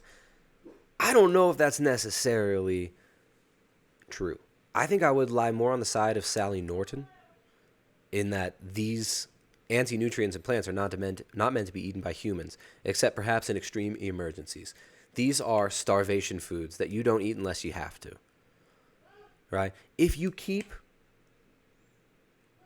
People are really admiring Bobby's eyebrows. Why do people like Bobby's eyebrows? I don't even... It just looks like this is natural eyebrows. Do you guys think he trims them or something? Is that what you're saying? I like them. All right. Hashtag bald man bad. Hashtag beard man bad. You can join the club. But anyways, I tend to think that these foods like oxalates could be problematic, even if we don't have the so-called oxalobacter bacteria. I think it's like 80% of Americans are absent of that bacteria. They don't have that oxalobacter bacteria, which supposedly breaks down oxalates. You know what's interesting? Oxalate poisoning has been known about for a long time as a way to actually poison people and kill them, but also it's been known that things like antifreeze, if you drink antifreeze, it's not antifreeze that kills you. You die because of oxalate toxicity. So, yeah, I mean, this whole thing about, oh, the gut's so messed up, and if you just fix the gut, then you can digest the plants again. Why the hell would anybody in their right mind want to start eating these abrasive plants again? When they feel what it feels like to not be farting all day and shitting 6 times a day, why would they want to go back? I mean, where's the I'm no longer carnivore, I'm going vegan again video? Respect One Walk says, bald people unite. Disclaimer, I'm not bald. Yeah, see, I do have hair. See the fuzz? I use bald man bad, though, because the vegans, they all call me bald. They all come to my channel. Oh, yeah, meat made you bald. Meat made you ugly. It's just like, all right, guys. So I own it. Bald man bad. Hashtag bald man bad, guys. But anyways, let's see what Bobby has to say. It seems like he's kind of seeing the error of his ways. Like, he's seeing the damage that it's done to his gut. He's seeing how difficult these foods are to digest. And he's come to the realization that, you know what? No matter how strongly my feelings are influenced by this propaganda and by these beliefs that have been instilled into me, I'm not thriving. I'm just not thriving. So seems like he's about to bounce on the vegan crew. And you know what? I don't blame him. I mean, he seems like he seems pretty intelligent in some ways. Right? Compared to a lot of these other vegans putting out such bullshit content. The dude seems kind of clued in, kind of open-minded. He seems like a nice dude. Carnival's in the chat. What's up, dude? You guys getting some rain? Carnival. So yeah, I'm liking Bobby. I don't know why I banned him. I don't remember what it was, but he was banned from the channel, but he's been unbanned. Maybe I'd love to talk to him. Let him come on sometime and talk about his experiences. It seems like, just a down-to-earth, chill dude who's on the border of leaving the veganism. Leaving the veganism. It comes out of the other end.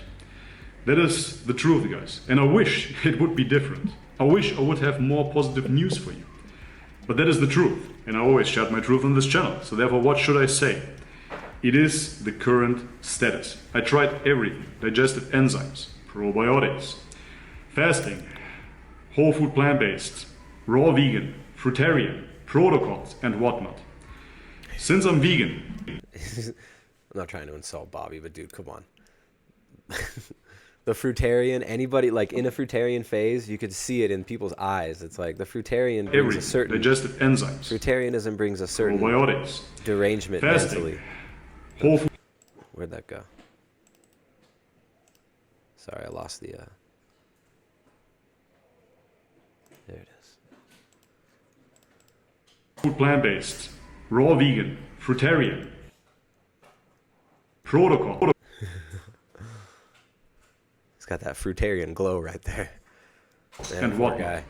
I mean, he's tried Since it all. I'm vegan, He's done every single type of vegan diet, but they're gonna say you did it wrong, dude. They're gonna say you did it wrong. Someone says I should ban carnivore. I should ban carnivore.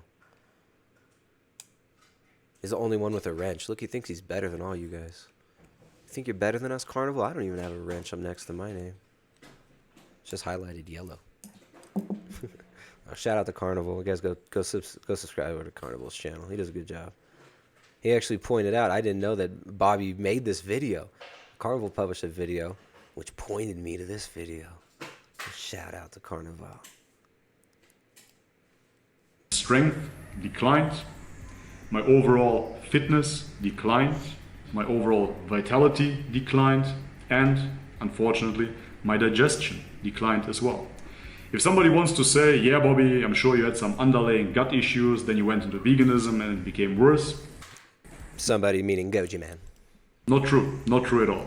I've been eating pounds and pounds of meat. I've been eating all kinds of foods throughout my life. I never had any issues. At all. Zero. I always felt great. I was the guy that could go to McDonald's and eat 10 cheeseburgers and feel fantastic afterwards. I never had any issues. See, and this is what I think is really important about this video. One of the things that's really important about this video. Well, first of all, you got Bobby being honest, admitting his kind of transition, talking about, at least opening up about what he's planning on doing, or maybe already been doing, like a lot of vegan YouTubers. But I like how he points out that before he went vegan, there was no real, like, overt problems, right? And I think that this is very, very common. People maybe don't feel so good in their life. They latch on to veganism. They hear, okay, this new diet's going to make me feel better. They get that initial placebo effect of if anytime you make a habitual change, you get that dopamine rush. Like you rewire your brain, you feel a little bit better. So he went vegan like many people and thought he felt awesome, thought he felt better. Right? I mean, so many of us live these empty, useless lives chasing whatever, chasing attention, chasing money, chasing clicks, chasing likes. Now that social media is here. Chasing emptiness, right? And the sex, drugs, the rock and roll, none of that shit fulfills. Then people come upon diet. They start, I'm going to treat myself right. I'm going to take care of my body. And no matter what diet they change to, they feel better in the beginning. But what's true about veganism for so many people is that it wrecks their gut. We are not meant to be eating so many beans. We are not meant to be eating so many lentils. We are not meant to be eating this junk tofu shit. We're not meant to be eating on this stuff. We're not frugivores, right? Some vegans have proved that you can live as a total fruitcake, but that doesn't make us frugivores. So good for Bobby admitting this. And how interesting that so many people who had perfectly fine digestion, as soon as they get on a vegan diet, it just falls apart. Why is that happening? Well, they're eating nothing but anti-nutrients. Then they try to increase their protein. They're eating a bunch of anti-nutrients in their shit vegan protein powder. They're eating vegan, pea protein isolate in this crap. Rice protein. Eating loads of legumes and a bunch of trash food. Food that maybe shouldn't even be fed to cattle. And their gut gets wrecked. Since I'm vegan, slowly but surely I became more intolerant to foods. Every single food item that has a lot of fiber really gives me issues. So guys, that brings me to the current state of time. How do I feel on my vegan diet? Not so good anymore. That is the honest to God truth. If I would be a good friend of mine or a family member, I would give myself the advice to try something else. Because I know... There you go. He doesn't want to be in it anymore. He doesn't want to be beholden to these nutcases on vegan YouTube. Right? The madhouse of vegan YouTube where the inmates are the guards. He's over it. And he just basically told you right there, if I was somebody else, I would tell myself not to do this anymore.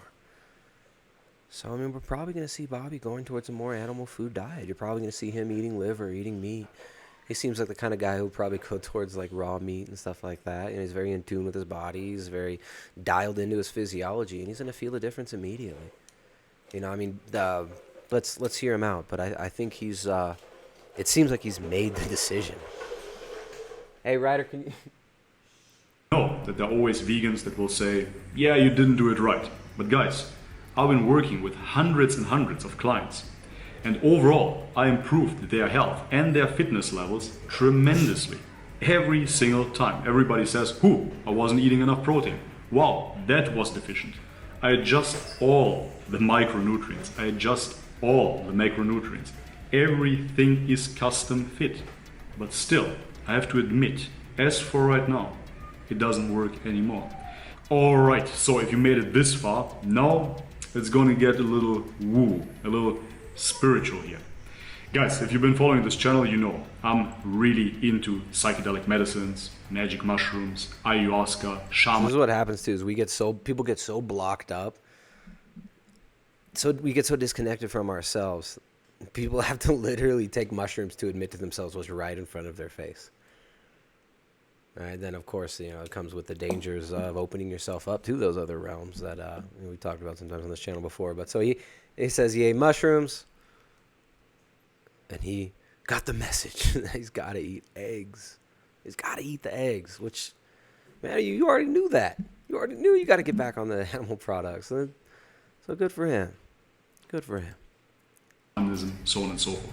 I went to the Amazon jungle, spent time in the jungle, secluded, was brewing my own ayahuasca. I had hundreds and hundreds of mushroom experiences, and I really have to say, I truly believe in the psychedelic message. The psychedelic experience gives you a true insight in what is going on in you. It is like a magnifying glass. It gives you your personal truth, unobstructed. Yeah, no, I definitely don't recommend the whole psychedelic thing. I think a lot of this is just a big psyop, which we've talked about this before. I think this leads to a lot of delusion, and it leads a lot of people into a state called pre-lest. We're basically just deceived into thinking we're super enlightened. But anyways, yeah, don't go to taking a bunch of mushrooms thinking that's going to give you the answers, kids. People don't ever... You know what's funny? He knew this already. But the mushrooms gave him the confidence to say, oh, the mushroom gods told me this is okay. And that's cool. It's all good. He used the tools. He's using those tools. All good. But, man, I can't tell you how many people I've seen totally screwed up by so-called psychedelic medicine, by the medicine. You guys ever know people who call ayahuasca the medicine?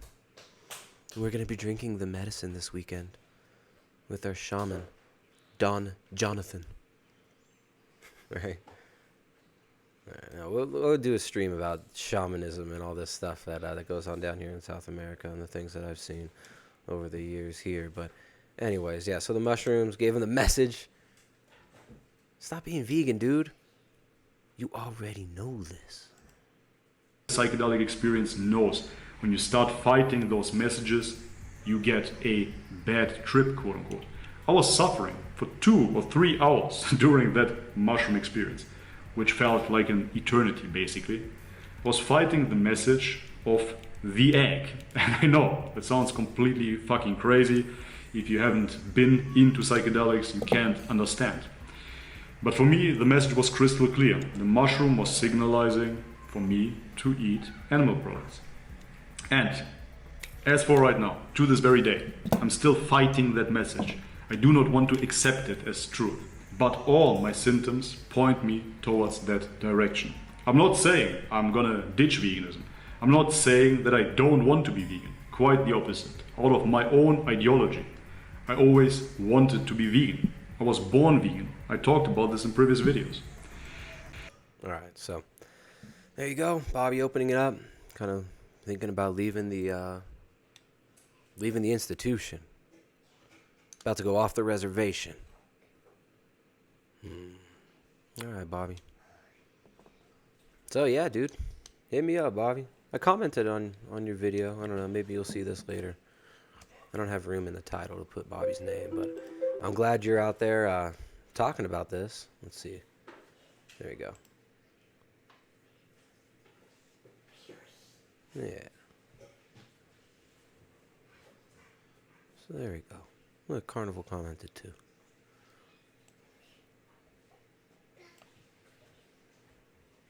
All right, Bobby. Get on it, man. Don't worry. The hordes are going to come. You know what they're going to say. You know what they're going to say, right? You already called them out for what they're going to say. And how can we be born vegan? That's interesting. I'm not trying to beat up on Bobby or criticize him, you know. Obviously, we don't agree on everything, but I don't agree on everything with very few people. Or with most people, rather. Don't agree about everything with everybody. But I do respect these people. So, Bobby, good luck to you on your journey out of the madhouse, my friend. Wishing you all the best in health and all the best on your journey. It seems like you are you want truth. You're seeking the truth, and that's good. Maybe time to cut out some of the middlemen and cut straight to the chase. Stuart says #born this way. Exactly. I was born a trans vegan.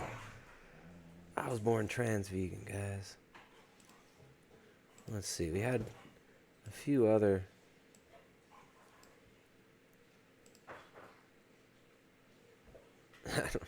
It's the traditional Christmas dinner, but have you ever given...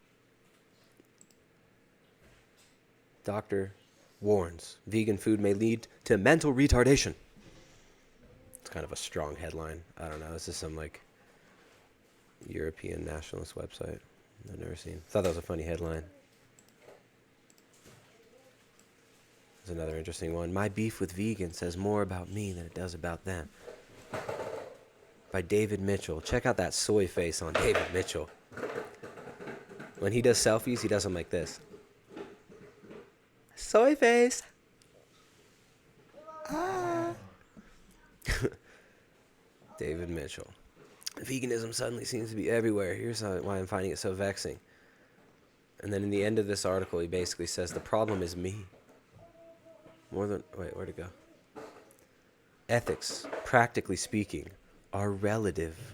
Our ethical compasses are calibrated according to the norms of the time in which we live. So I eat dead animals because I was brought up to eat dead animals. It seemed like almost everyone did when I was younger, and a tiny minority who didn't certainly had lots of cheese and eggs. It was normal, and it still is normal, just a bit less so. It's not uncommon in the history of human societies for things once deemed normal to start being deemed wrong. Sometimes it's something like homophobia. They put phobia at the end of it, as if you're afraid of these things, right? Oh, you must be homophobic. You won't let me mouth kiss you. Right? Oh, you won't have sex with me? Freaking homophobe. Come on. Homophobic. Sometimes it's something like openly criticizing those in power. It depends on the time and the society. Maybe all these vegans are harbingers of such change. It annoys me because it makes me worry that I'm becoming a victim of history. Just like all the animals I've eaten. So it's like this fake op-ed piece where he's talking about, oh, yeah, vegans. We get annoyed with vegans, but why? In the end, it's because they're right. The vegans are right. We've been killing the animals. And then he talks about ethics are just relative. Morals are just relative. And it's just about the changing tides of morality, right? Human sacrifice used to be good in some cultures, and now it's bad. That must mean that it's all just moral relativism, right, bro? You know, cannibalism, it's a taboo. Richard Dawkins trying to get rid of the taboo of cannibalism. Come on, guys. This is how you are controlled. You're told you're a beast. That we was monkeys. Then you're given this bestial philosophy and moral relativism, and this is the way that your societies are degraded, that your morals are degraded, that your internal personhood is robbed from you, and in lieu of that, you're given soy-faced editorials for you to repeat the talking points of. by David Mitchell. So while beef demand increasing 15% since January 2012, massive increase in beef consumption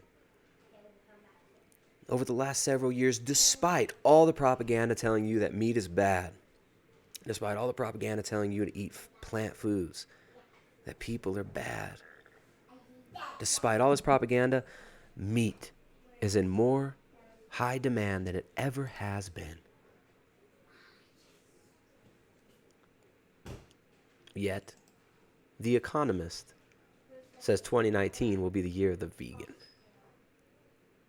Well, the Economist may say that, but I think the viewers watching this, the people who follow this channel, and the people out there who eat meat and make families see it very differently. And I don't think 2019 is going to be the year of the soy boy. That soy boy propaganda is going to get pumped out heavily in 2019, but also it's going to be countered heavily as well. And there are people out there who are countering it who are not spreading degeneracy and nonsense, people who are not spreading nihilism, vampirism, body dysmorphism, and who aren't just doing it to make some fucking money. There are people who actually care about their culture, their families, and the future of humanity. There are people in this chat right now who every single day are living their life in a way that counters this nonsense, that counters this propaganda. So eat meat, you guys. 2019 may be the year of the vegan. In the media, they're going to tell you it's the year of veganism. Ooh. They're going to be pushing for meat taxes. They're going to be pushing for carbon taxes. Every single natural disaster in the modified weather that happens, right, is going to be blamed on you for your farts and because your cows are farting and you're having babies. But you know what? 2019 isn't the year of the soy boy. 2019 isn't the year of the vegan. 2019 is the year of the carnivore. It's going to put its foot to the throat of this bullshit agenda, of this nonsense agenda, of this moral relativist degeneracy. 2019 is the year of the carnivore. It's going to eat meat and make families. Peace, guys.